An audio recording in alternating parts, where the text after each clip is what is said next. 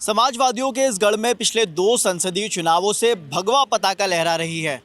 अगर मेरे पीछे की लॉयन सफारी का तस्वीर देखकर अभी तक आप नहीं समझे तो मैं आपको बता दूं कि हम इटावा लोकसभा सीट की बात कर रहे हैं।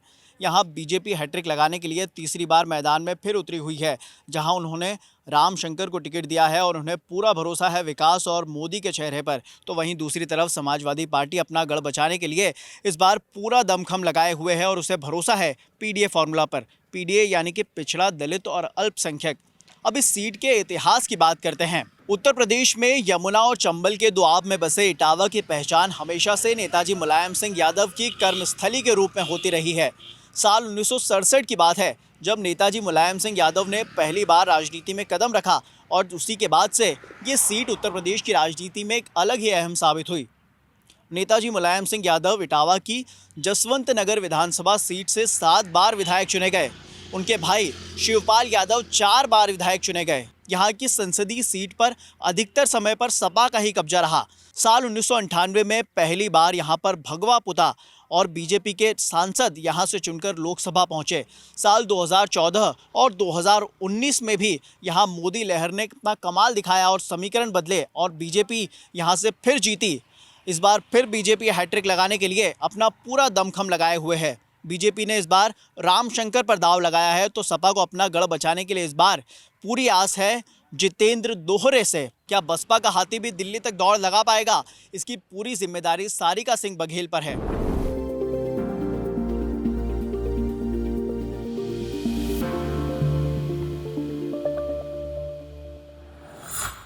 समाजवादी पार्टी के इस गढ़ में पिछले 2 चुनावों से भगवा पताका लहरा रही है। अब एक बार फिर चुनाव है। हम बात कर रहे हैं इटावा की। यहाँ पर लोकसभा चुनाव के चलते यहाँ की हवा भी चुनावी हो चली है और चुनावी सरगर्मियाँ बढ़ती जा रही हैं। चौथे चरण में यहाँ पर मतदान होना है, मगर उससे पहले मतदान के क्या मुद्दे होंगे, यहाँ का चुनावी माहौल क्या है, हम यहाँ की जनता से बात करते हैं। मेरे साथ बहुत सारे लोग हैं, उनसे एक एक कर सवाल करेंगे और जानने की कोशिश करेंगे कि उनके मन में क्या है और क्या मुद्दों को लेकर इस बार वो मतदान करने वाले हैं। अच्छा, मोदी के नाम पर वोट या रामशंकर के नाम पर वोट? ये पार्टी के नाम पे वोट है, मोदी के नाम पे वोट है और रामशंकर के विकास का वोट है। क्या काम से खुश हो, नाम से खुश हो? नाम काम सबसे खुश हैं। इटावा लोकसभा सीट पर 50% बीजेपी, 30% सपा, 20% पे बसपा रहेगी। ये बिल्कुल वादा है।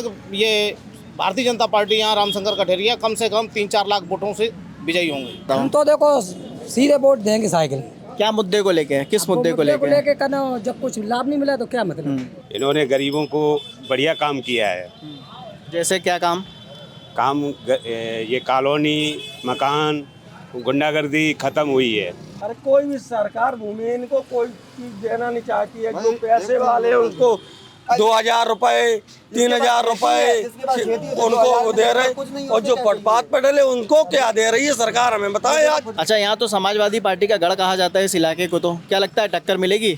टक्कर में दिखाई नहीं दे रहे, वो क्या लड़खड़ा गई है समाजवादी पार्टी। कहीं गढ़ है ही नहीं, गढ़ खत्म हो गया। अब ये भारतीय जनता पार्टी का गढ़ और डॉक्टर रामशंकर कठेरिया गढ़ है। रामशंकर कठेरिया बताइए क्षेत्र में कभी गए हुए आज दिन तक? कभी नहीं गए, कभी नहीं गए। ऐसा मत करना, कभी नहीं गए मेरे पास। ये विकास की बात करते हैं, ये जो बात कर रहे थे आपसे, ये खंता की बात करते हैं। हमारे समझ में सांसद जी पूरे क्षेत्र में कम से कम 2-2 बार गए। यानी कि विकास के नाम पे वोट डलेगा? विकास के नाम पे वोट बढ़ेगा। यहाँ कुछ नहीं मिलेगा। जब आई है सरकार में भाजपा में कुछ नहीं यहाँ मिली है। अच्छा। ये सड़कें फूटी रही, जाओ आगे यहाँ देखो जाएगी। माननीय मुलायम सिंह जी यहाँ रहे, लेकिन यहाँ विकास कार्य कुछ नहीं हुआ, जीरो हुआ। जो भी हुआ वो सफाई में हुआ। यहाँ इटावा जनपद में केवल 2 शब्दों का चुनाव है, गुंडा। केवल गुंडई के खिलाफ यहाँ भारी मतदान लोग करने वाले हैं और उसके बाद एक विकास का भी तड़का लगा है यहाँ, तो लोग काफ़ी खुश हैं। कोई मुद्दा नहीं है। समाजवादी पार्टी की गुंडाई के खिलाफ मतदान होगा। समाजवादी पार्टी को अगर कोई प्रत्याशी मात दे सकता है तो हमारे सांसद डॉक्टर रामशंकर कठेरिया जी हैं। यहाँ तो ये था खाली प्लाट है तो वो उस पर कब्जा हो जाते थे। आदमी जो है दिन में निकल नहीं पाता था। शाम को 6 बजे जहाँ आप खड़े हैं, ये यहाँ से पाली के लिए रास्ता जाता है, 6 बजे यहाँ एक भी मोटरसाइकिल नहीं जाती थी। अच्छा। अब रात को 12 बजे लोग जाते हैं निसंकोच।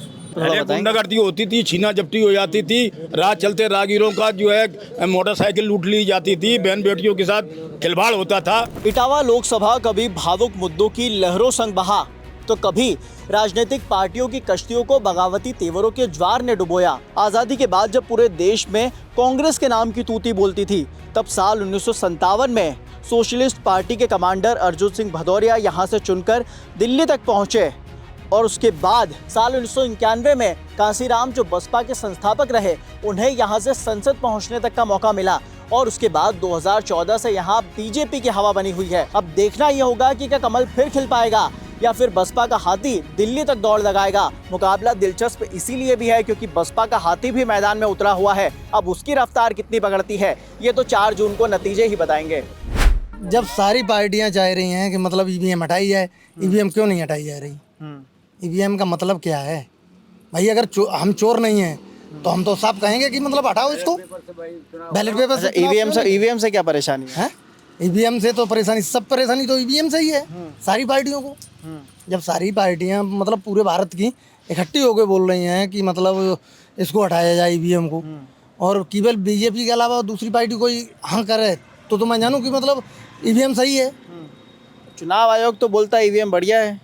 चुनाव आयोग जिस देश में ये बनाई गई उसमें बैलेट पेपर से क्यों चुनाव हो रहा है? अपने भारत में तो चुनाव आयोग तो बोल रहा है सब बढ़िया। नहीं, भारत के चुनाव आयोग के बोलने से क्या होगा? मतलब ये बताओ, जिस देश ने ये बनाई है तो वो बैलेट पेपर से क्यों चुनाव करा रहा है? जब उसे ही विश्वास नहीं तो दूसरे देश को विश्वास कैसे होगा? तो अलग अलग जगह की अलग अलग व्यवस्थाएं होती हैं।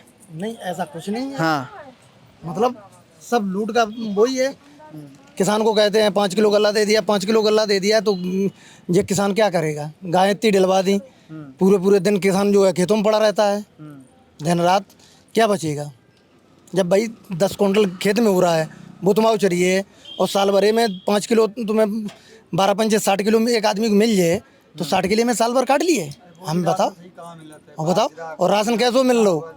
राशन भी देखो, मतलब राशन भी नहीं मिल रहा। नहीं, राशन तो मिल रहा है। अब वो राशन क्या, 8 किलो बाजरा देते, 4 किलो गेहूं देते, चावल देते 2 किलो, उसमें क्या होगा? या तो एक चीज मिल जाए, मुझे गेहूं मिल जाए तो आटा बन जाए। इस सीजन में बाजरा का आटा कौन खाएगा? क्या लगता है इस बार चुनाव का माहौल है, वोट डालने जाओगे? वोट डालें तो जाएंगे, वो का घर बैठे हैं, वोट तो डालो ही है। क्या मुद्दे पे वोट डालोगे? क्या माहौल लग रहा है यहाँ का? मैं तो माहौल जहाँ को लगे ही दिए वोट। क्या तो साइकिल तो चलता ही है, साइकिल बिना पैदल चलेगा क्या? साइकिल पे? हाँ चलती है साइकिल तो उड़ती है धूल। जो फुटपाथ पे डला होना चाहिए उसी को हर चीज़ देना चाहिए। आज जाके 5 बीघा खेती है, 10 बीघा खेती है, वो तो लखपति है ही, और जो फुटपाथ पे डला वो लखपति है, वो तो गरीब आदमी है, उसको देना चाहिए कि उसे 2000 रुपये 3000 आ रहे हैं, उसको कोई देखने वाला है? बताइए, फुटपाथ पे डला है वो, और यही सब है भाई। कोई पूछता नहीं है उसके खाते में, ना 2000 ना 1000, कोई पूछने वाला नहीं है। फिर कौन सी सरकार से विकास की आस लगा के बैठे हो? अरे वो अब होगा सो होगा, अब वो बदलाव चाहते हैं तो बदलाव होगा। कोई भी सरकार हो, कोई भी सरकार किसी को, कोई फुटपाथ वाले को नहीं देखना चाहता है।